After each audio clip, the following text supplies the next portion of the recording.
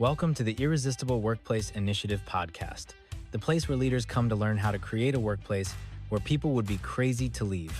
Join your hosts, Holley Potts and Tony McConnell, as they serve up stories, strategies, and real talk that you can actually use today. Let's get into it.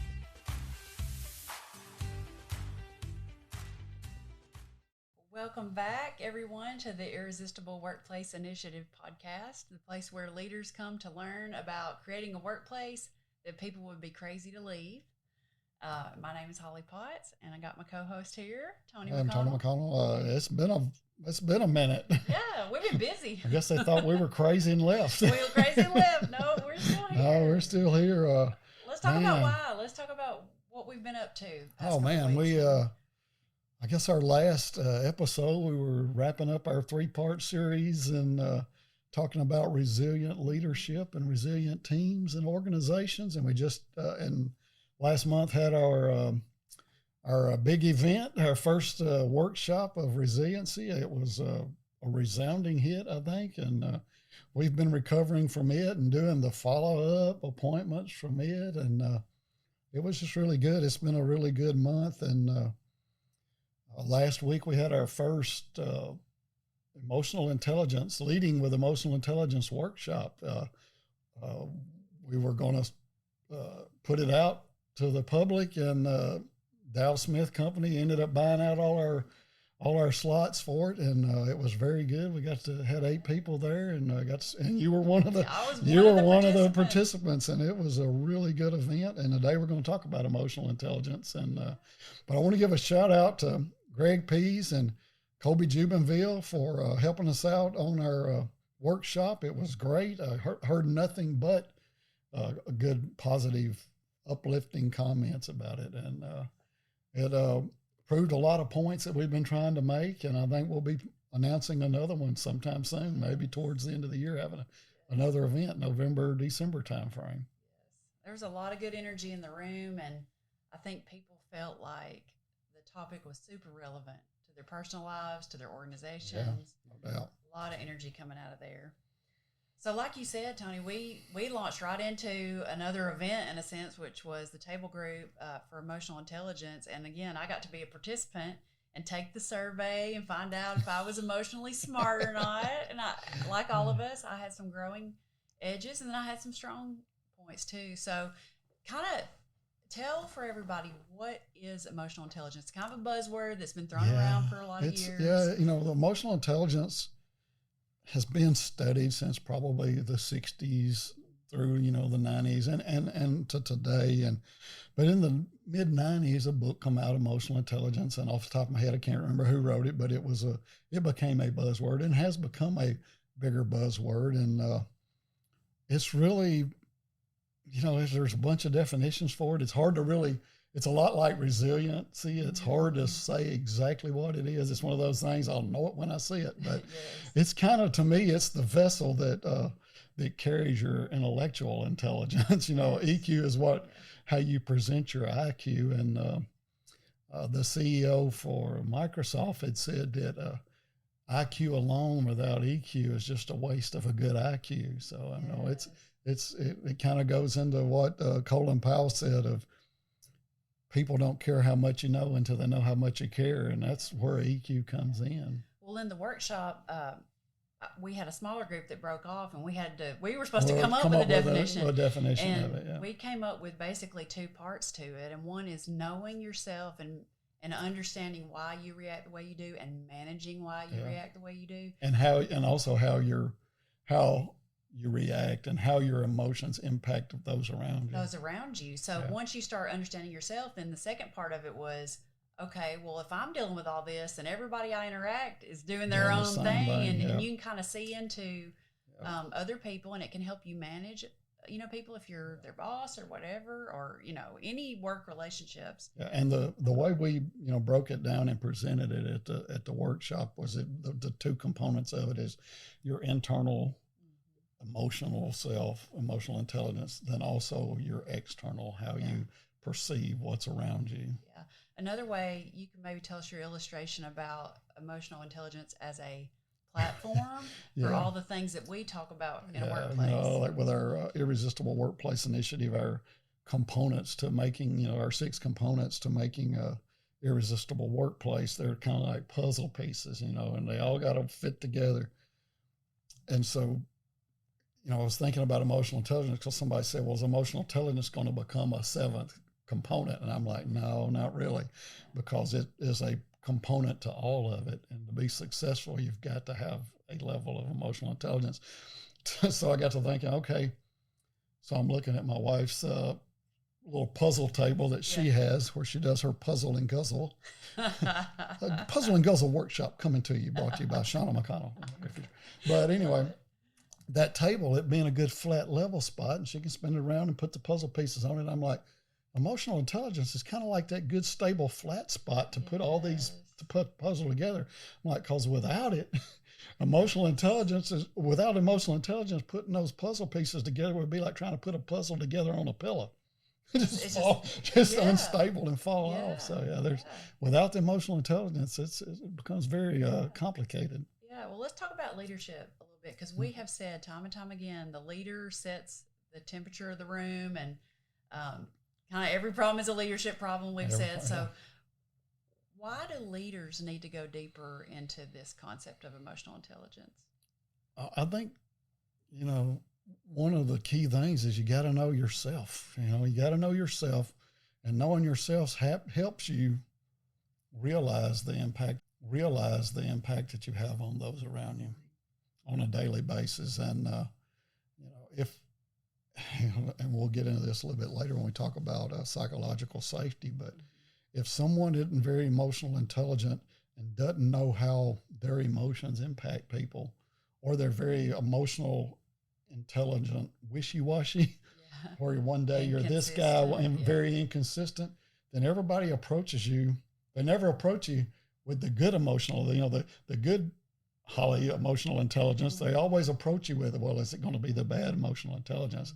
Or it's going to be, let me go in there with that. So you never get the good problems. You always get that lower level of activity. And I think. Well, why don't we jump right into psychological safety from that? Because what I hear you saying is, what version of this person am I going to get today? Yeah. And most people, because of self-protection, are going to default to, it might be the bad version. It might be the person that could hurt me, could, whatever. And so psychological safety, again, another sort of buzzword phrase we've thrown around.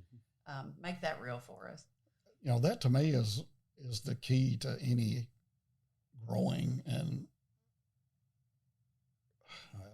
culture, or a successful culture, or irresistible culture, is you've got to have a high level of psychological safety, and you have to have, even more importantly, a consistent level of psychological safety.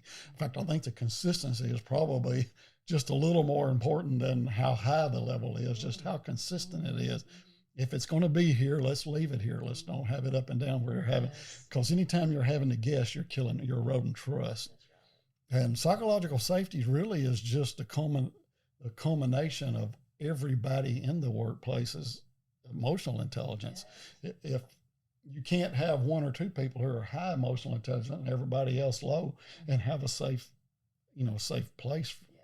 So you have to try to bring everybody's up. And the good thing about it is you can. Psychological safety and emotional intelligence can be impacted and changed, unlike DISC assessments and so forth.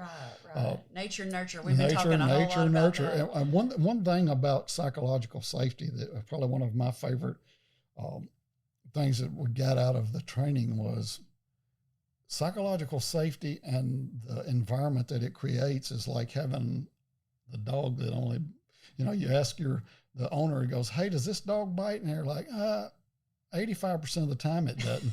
So you're going to always approach that dog like it bites. Like it bites. So in psychological safety is the same way. If you have an environment where psychological safety is, 85% of the time it's good.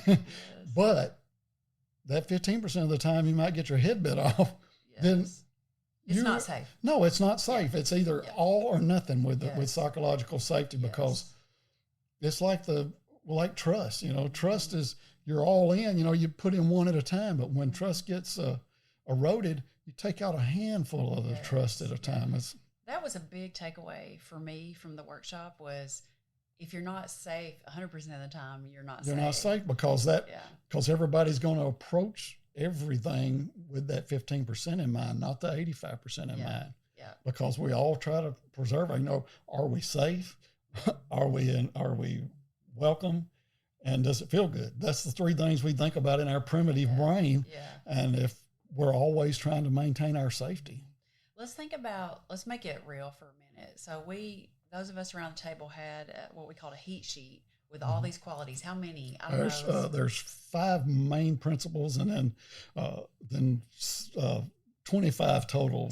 Or so. So, for example, if somebody is low emotional intelligence, we can break it down into certain components, and that's how we can improve. Yep. So what are name some of the ones that really stood out to you, maybe from our workshop or some of the ones that resonate with you the most, and maybe I can tell some of the ones. Loyalty, self-starter, those are all some of the ones over on the internal. And self-awareness, self-regard's a big thing, and self-regard pretty much encompasses the external and the internal. Right. So self-regard is a big, thing that's really impact. And people who have low self-regard are almost always always going to have very low emotional intelligence, internal and external. And what if their self-regard is a little bit too high? Then it's going to be, they're still going to have low emotional intelligence, but to a different degree. Yes. One of the ones that we had a big discussion about, and one of my lower ones, I will freely admit, and it's much higher now probably than it was, 10, 15 years ago, is the impulse control. Impulse control. Impulse control. What are you talking? Impulse control. So that's one that we had a lot of discussion about. And what we realized is several of us scored lower in it than we wanted to, myself included. I was really surprised because I feel like I'm patient to a fault and I'm slow to act. But you're also probably quick to get down on yourself, that's all the or to spin out of control when things don't happen like they should, like you have planned. Yeah. So one of the struggles we had in that group was to say, how am I supposed to work on something if I don't even see it in myself? And that's where we even dug into like the concept of 360 review. Like there are we all have blind spots. Everybody has a blind spot, but we all have strengths. And one thing I took away from the workshop, because we all want to look at where we scored lower and go, oh no, but what you all challenged us to say, choose one of these that's your highest score and make it even better. That's going to raise some stuff, around it, like the way the heat map's drawn out. If you look at things that are, blue being the best and yellow or red being the worst and colors for it. If you look at your, the blue spots, a lot of times around the blue spots, they were, it was a little better colored than than away from it. Yeah. So, some of the ones I think on the people side, there was like ego management. Yeah, ego management. Delayed gratification, I think, was a category on there. So I can see where after looking at these 25 or so components, it's like, I could pick 3 and just get better at those for now. And once I feel like I've kind of gotten the hang of that, then maybe I can move on to another one. It's an evolving journey, isn't it? Yeah, and one of the ones I really like that we'll touch on more, because we're not finished with that particular workshop. Yes. We did 4 hours, and we're going to do 4 more hours to finish it up, to wrap it up, where we actually go in and try to set up a sustainable program to improve everyone around the table, which will bring up the entire group's emotional time. What that table in everybody's heat map, and when we had the consolidated heat map that averaged everybody's together, what that showed to me, once I looked at it, is we have the perfect people sitting around that table, though, because it was a very good, pretty good middle of the road group, higher than probably the rest of the company if we did the whole organization together would have been. So we have the right people around there, and the psychological safety aspect of it was high for the entire group. There were some people that had dips off, but as a total of the group of 8, it was really good. and very powerful. The one that I really know we'll talk about some more is the one where that when you walk into a room, and some people walk into a room and they read the room and they know, they pick up on the cues, external cues, and then some people do not. Right. Some people go in like a bull in a china cabinet and just insert foot and mouth. Yeah. And definitely starts with understanding your own MO. Yeah. It's like, well, what are your triggers? What are the things, and this journey we do is not for the faint of heart. It's not for the faint of heart, especially the EQ one is not for the faint of heart. And the thing about when you do, any kind of EQ assessment is it's not, how did I score this, or how did I get this score? Why do I have this low score? It's really what you should do when you look at it is, what can I learn about this? Yes. Because, like we're saying, like DISC assessments and all those profiles, Myers-Briggs, most researchers say that by the time you're in your teens, early 20s, you have already developed that. Yeah.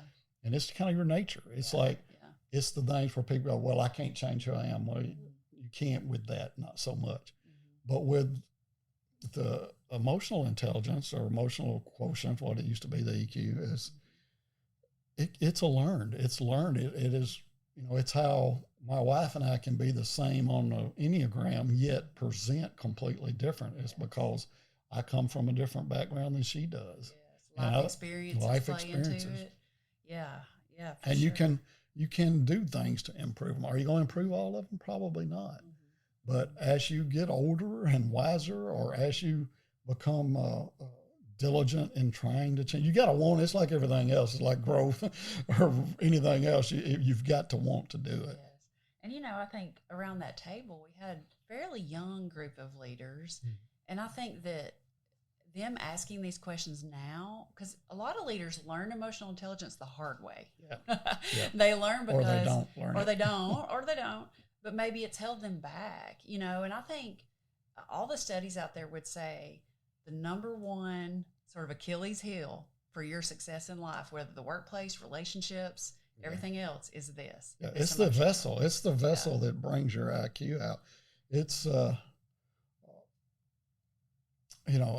IQ is a factor that can get you places, but without EQ, and we probably all know highly intelligent people who have very bad emotional intelligence, and they're the people that jump around from job to job, jump around from relationship to relationship, friendship to friendship, and just aren't as successful as some middle of the road people.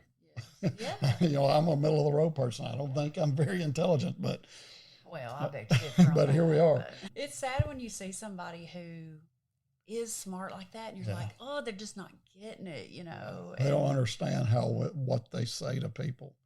Yeah. I've had really intelligent people that I've worked for, and I use this one person a lot of times as an example, and his emotional intelligence had to be very low.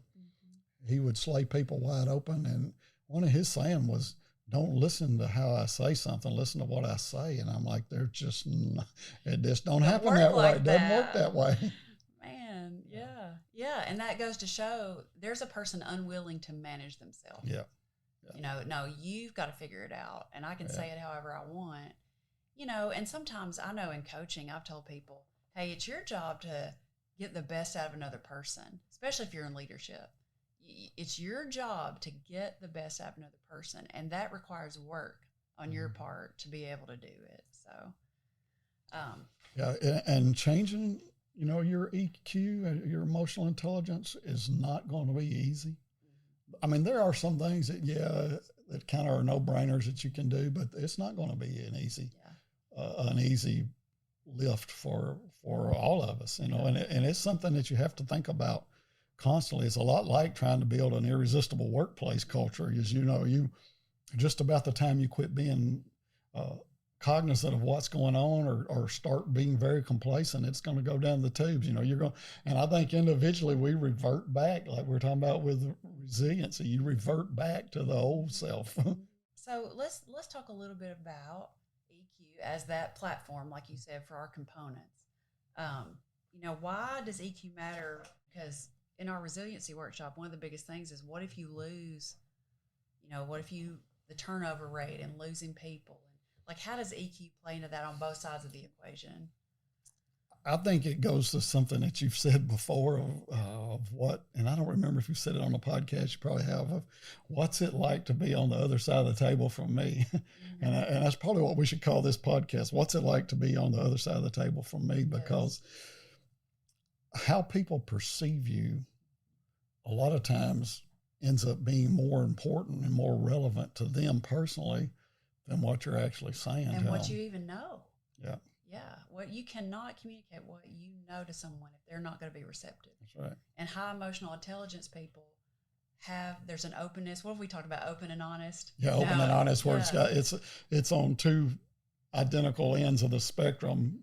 Open and honest are not the same thing, but to be very successful, especially doing entrepreneur operating system and IDS in the way they want you to IDS.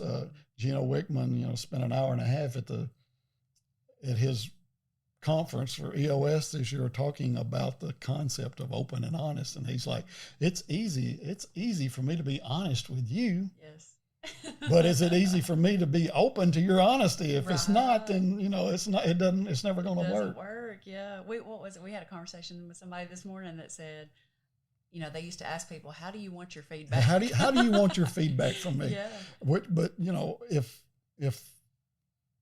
EQ on either way, you or I, either one, isn't where it needs to be, then feedback is never going to be what feedback could be. I mean, it doesn't matter how hard you try to make a culture of feedback and a feedback loop. It's for somehow or another, it gets twisted when when the emotional intelligence. Like a wall in the way of it. And I tell you, if you look at organizations and even looking within our organization, you could almost put an EQ issue with every major issue that's come along has had an EQ component. Yes, and it wastes a lot of energy. Yes, it does. I don't know if efficiency is the right word or effectiveness, but when people are having to deal with workplace drama or uncertainty around how another person's going to react. I mean, these are the things that are time killers. We all know. Yeah. I'm reading a book right now called No Ego, and it's written from an HR perspective of like, I know who didn't write that. Me. Ego management was one of the emotional intelligence factors. Yeah, for me, it was one of the ones I was low in. And Philip, who was my co-teacher, but I told him, I was like, at our age and what we've done, we should have some ego issue. A little bit of that, issue. But, she says, talking about open door policy, and it's like, man, how many hours? And she actually did a study. This is bad when we reference a book and I can't tell you the author's name. I should have looked it up, but she talks about a research project they did where they configured how many hours are lost in workplace drama over a year. And it was so expensive. Yeah. So expensive. And it kind of goes back to, we have said, if you build an irresistible culture, it will save you money. And people don't often believe that. Maybe they go, oh, that's the fluffy stuff or whatever. Yeah. But it really will save you money and make you more effective in your, your work. Yes, it will. So leadership, trust is a big part of it. Yeah, and EQ plays a huge role in building trust. Mm-hmm. And the biggest reason is because as a leader, if your emotional intelligence is above par, then you realize that not everyone is going to pick up what you're laying down. So you go out of your way to reiterate things, to say things. You become the chief reminding officer. You make sure you tell people, and you try to bring people into your fold and build the trust and make them part of your. Make sure your core values, their core values, align with the organization's and yours, and you also help get the buy-in for what the role of and the mission of the organization is. Yes. So feedback, you kind of already said. And it's probably the one to me where as a component of building an irresistible workplace, that emotional intelligence plays a huge impact, probably as big as any, because feedback is one of those things, whether it's positive or negative. And I hate to even say negative because there's really no negative feedback. Right. There's just feedback. But it's a lot easier for someone who is emotional intelligence challenged to perceive feedback, almost any feedback that's negative or a personal. What's really bad is when it becomes a personal assault. And also, if you're someone giving feedback, if your emotional intelligence level is low, it is a lot easier for people, even people who have a higher EQ, to perceive what you're saying as a personal attack and not be an authentic to make me better attack it. Everything, seems personal. Yeah. One thing that came up in the room around that was somebody that shuts it down. Mm-hmm. So if you're in a meeting and a leader or other person just cuts you off, shuts it down, that kills psychological safety instantly. It's like, I'm never going to put myself out there again, because when I do, I get my head lopped off. That's right. Yeah. That's right. So recognition, how does EQ play into that? I think the authenticity piece. Okay. If the person doing the recognizing doesn't come across as authentic, which is, is a byproduct of high emotional intelligence, the recognition is never going to get the value that it should. For sure. All right. What about growth? Growth is that one of those like emotional intelligence where I can't do it for you. I can lead you to the water, but I can't make you drink it. And then if you're the person in leadership with that person, if you have EQ, though, you can coach. You can coach and mentor. They're coachable, that's a different story also. That's part of their own journey, Yeah. But you can look at it as, I can coach this person knowing all these factors about emotional intelligence. All right, what about compensation? Compensation, to me, where I see emotional intelligence after several conversations is when we talk about ethical compensation. I think sometimes an high emotionally intelligent leader will know that they have to make sure things appear fair and are easily explainable if there's differences. Why, this person provides this much value to the organization, and also on the receiving end, if the person has low emotional intelligence, it doesn't matter if they only see the number. It's hard to explain to them, well, this person has been here. They have brought along this $1 million worth of projects and contribute this much. And we want you to get there. You just got to work on, growing yourself and being better at what you do, project managing or whatever. That one made me think of self-regard. Yes, self-regard's big. And sometimes people, if somebody's self-regard's really low, they may not ask for the compensation that they should be getting. Right. All right, balance. So how does EQ help leaders recognize when they need balance? Well, I think personally, if you have high EQ, you will realize that, okay, I'm not at my best, because lack of balance or an integration that's not balanced a little bit will make you realize that your emotional intelligence is slipping, because you'll slip. Your emotional intelligence, unless you're like super high, like, Superman, everybody's got their kryptonite, and we'll all slip back into that primitive way of thinking about our emotional intelligence. Yes. We're giving our frontal lobe for a reason, to process these things. Yeah, but it'll also, if you're high intelligent as a leader or high emotional intelligent as a leader, you will be able to recognize people starting to feel the pain.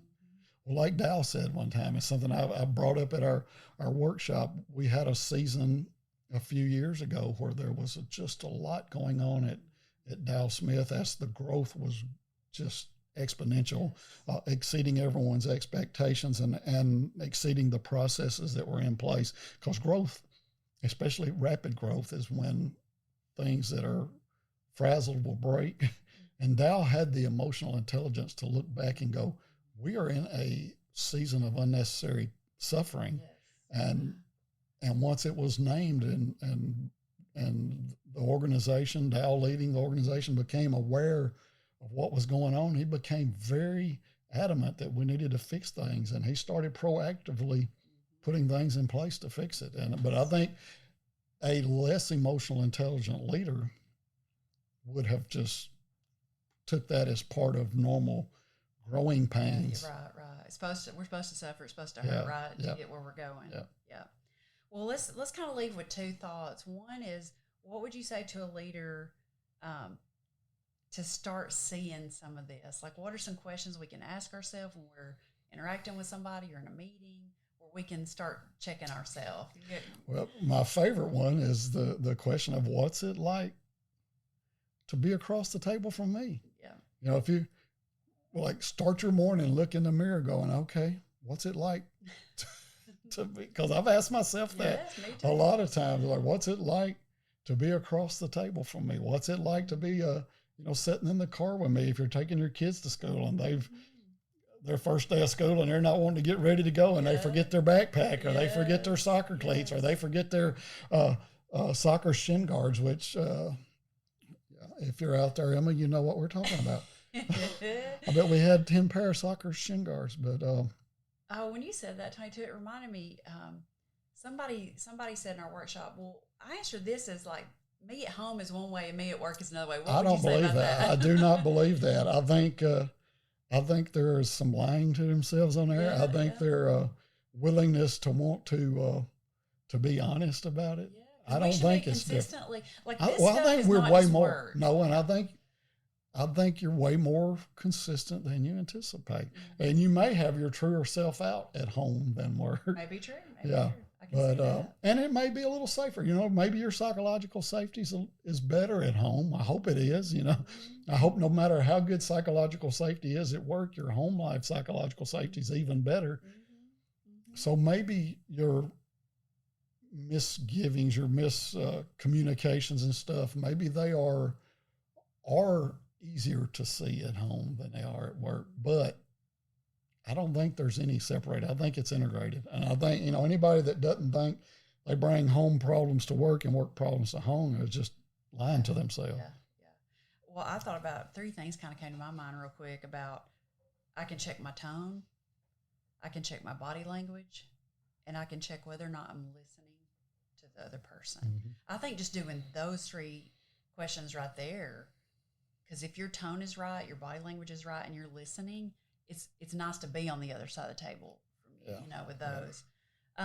So, and then just to wrap it up, like this as a workshop, I think it's something we're probably going to be willing and able to offer to organizations out there, sort of a subcategory of Irresistible Workplace. So. Yeah, it's because it's, to me, emotional intelligence is something that it has got to be worked on in conjunction with working on your culture, because you can't just try to, bolster the 6 key components, or if you're doing flourishing, there are 8 components or whatever. You can't just bolster those without a level of increased emotional intelligence and psychological safety, because if psychological safety, especially at an organization, is low, the trust is always going to be low.